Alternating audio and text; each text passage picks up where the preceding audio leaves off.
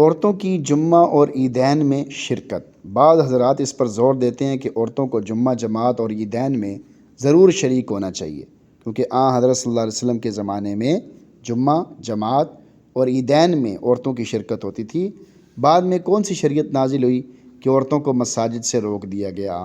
جمعہ جماعت عیدین کی نماز عورتوں کے ذمے نہیں ہے۔ حضرت صلی اللہ علیہ وسلم کا بابرکت زمانہ چونکہ شر و فساد سے خالی تھا، ادھر عورتوں کو حضور اکرم صلی اللہ علیہ وسلم سے احکام سیکھنے کی ضرورت تھی، اس لیے عورتوں کو مساجد میں حاضری کی اجازت تھی، اور اس میں یہ قیود تھیں کہ باپردہ جائیں، میلی کچیلی جائیں، زینت نہ لگائیں۔ اس کے باوجود عورتوں کو ترغیب دی جاتی تھی کہ وہ اپنے گھروں میں نماز پڑھیں۔ چنانچہ حضرت عبداللہ بن عمر رضی اللہ تعالیٰ عنہما سے روایت ہے کہ حضرت صلی اللہ علیہ وسلم نے فرمایا، جس کا مفہوم ہے کہ اپنی عورتوں کو مسجدوں سے نہ روکو اور ان کے گھر ان کے لیے زیادہ بہتر ہیں۔ مسجدوں سے مت روکو، لیکن نماز پڑھنے کے لیے ان کے گھر ان کے لیے زیادہ بہتر ہیں۔ حضرت عبداللہ بن مسعود رضی اللہ تعالیٰ عنہ سے روایت ہے کہ رسول اللہ صلی اللہ علیہ وسلم نے ارشاد فرمایا، عورت کا اپنے کمرے میں نماز پڑھنا اپنے گھر کی چار دیواری میں نماز پڑھنے سے بہتر ہے، اور اس کا پچھلے کمرے میں نماز پڑھنا اگلے کمرے میں نماز پڑھنے سے بہتر ہے۔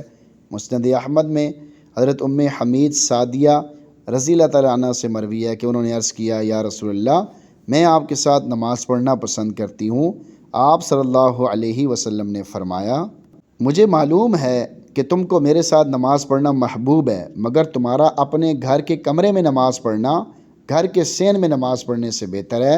اور گھر کے صحن میں نماز پڑھنا گھر کے احاطے میں نماز پڑھنے سے بہتر ہے، اور احاطے میں نماز پڑھنا اپنے محلے کی مسجد میں نماز پڑھنے سے بہتر ہے، اور اپنے محلے کی مسجد میں نماز پڑھنا میری مسجد میں میرے ساتھ نماز پڑھنے سے بہتر ہے۔ راوی کہتے ہیں کہ حضرت حمید رضی اللہ تعالیٰ عنہ نے یہ ارشاد سن کر اپنے گھر کے لوگوں کو حکم دیا کہ گھر کے سب سے دور اور تاریک کونے میں ان کے لیے نماز کی جگہ بنا دی جائے۔ چنانچہ ان کی ہدایت کے مطابق جگہ بنا دی گئی، وہ اسی جگہ نماز پڑھا کرتی تھیں یہاں تک کہ اللہ تعالیٰ سے جا ملی۔ ان احادیث میں عورتوں کے مساجد میں آنے کے بارے میں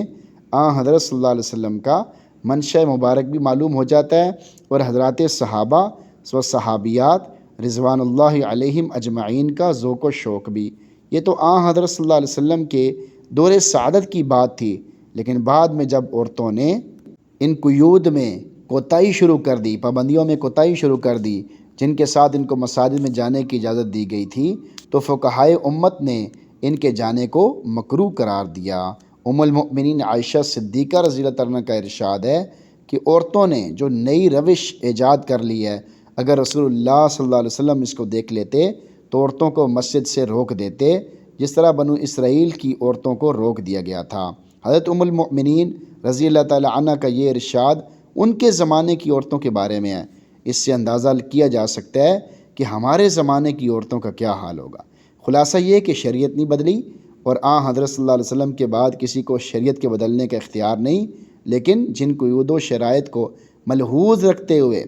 حضرت صلی اللہ علیہ وسلم نے عورتوں کو مساجد میں جانے کی اجازت دی، جب عورتوں نے ان قیود و شرائط کو ملحوظ نہیں رکھا تو اجازت بھی باقی نہیں رہے گی۔ اسی بنا پر فقہائے امت نے، جو در حقیقت حکمائے امت ہیں، امت کے حکیم ہیں، امت کے مزاج کو سمجھنے والے ہیں، ماحول کے مطابق، معاشرے کے مطابق فیصلے کرنے والے ہیں، عورتوں کی مساجد میں حاضری کو مکروہ قرار دیا۔ گویا یہ چیز اپنی اصل کے اعتبار سے جائز ہے، مگر کسی عارضے کی وجہ سے ممنوع ہو گئی ہے، اور اس کی مثال ایسی ہے کہ وبا کے زمانے میں کوئی طبیب، ڈاکٹر امرود کھانے سے منع کر دے، اب اس کا یہ مطلب نہیں ہے کہ اس نے شریعت کے حلال و حرام کو تبدیل کر دیا، بلکہ یہ مطلب ہے کہ ایک چیز جو جائز اور حلال ہے وہ ایک خاص موسم اور ماحول کے لحاظ سے